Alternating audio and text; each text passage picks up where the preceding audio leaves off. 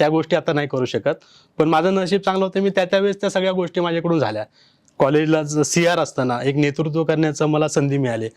मी आयुष्यात कुठलीच संधी सोडली नाही. किती संधी आल्या, कुठलीच संधी मी सोडली नाही. भलं ते अपयश येऊ द्या, यश येऊ द्या, कधी न खचता आपण ते केलं. आणि त्याच्यामध्ये आठवणीच्या गोष्टी असं म्हणलं तर कॉलेज म्हणलं की काय असतं, गॅदरिंग असते, कॉलेजची सहल असते, NSSचा कॅम्प असतो.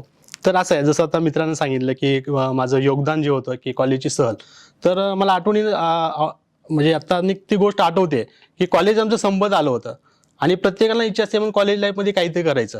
3 वर्ष कुणाला समजलं नाही की आपण ट्रिपला गेलं पाहिजे, काय करायचं. मग आम्ही कॉलेजच्या 3rd इयरला असताना ठरवलं सगळ्या मुलांना की आपण कॉलेजची ट्रिप घ्यायची. पण आम्हाला ते फेब्रुवारीच्या महिन्यात समजलं आणि आमची एक्झाम होती मार्चमध्ये. आणि कॉलेजच्या प्राचार्यांनी सांगितलं आम्ही आता ते नाही करू शकत.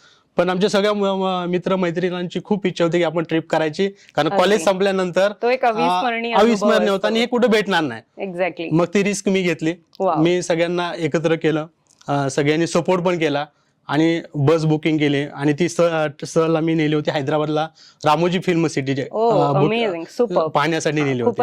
आणि तिथली आठवण म्हणजे असं आहे ना, ज्यावेळेस आम्ही ते ग्रामीण भागात उस्मानाबाद राहत होतो, मराठी व्यवस्थित बोलता येत नाही, हिंदीचा तर प्रश्नच नाही, इंग्लिशचा गंध पण नाही.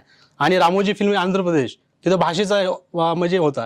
मग बुकिंग करायचं होतं फोनवरती. मग आमचा एक मित्र होता अमोल बोबडे म्हणून, फाईन फोटो स्टुडिओ त्यांचा आहे, त्यांना हिंदी बोलता येत होतं. आम्ही त्यांच्याकडे जायचं, फोन त्यांना कनेक्ट करायचं, मी त्यांना सांगायचं, त्यांनी सांगायचं. अशा वेळी रामोजी फिल्म सिटीचं बुकिंग केलं. मग आता राहायचं कुठं, मग हॉटेलचा आम्ही नंबर काढले, वेबसाईटवर नंबर काढले, कोणी हैदराबादला जाऊन आले का त्यांना आम्ही भेटलो जाऊन, आणि मग त्यांनी आम्हाला कॉन्टॅक्ट हॉटेलचे करून दिले. मग असलं मस्त हे केलं.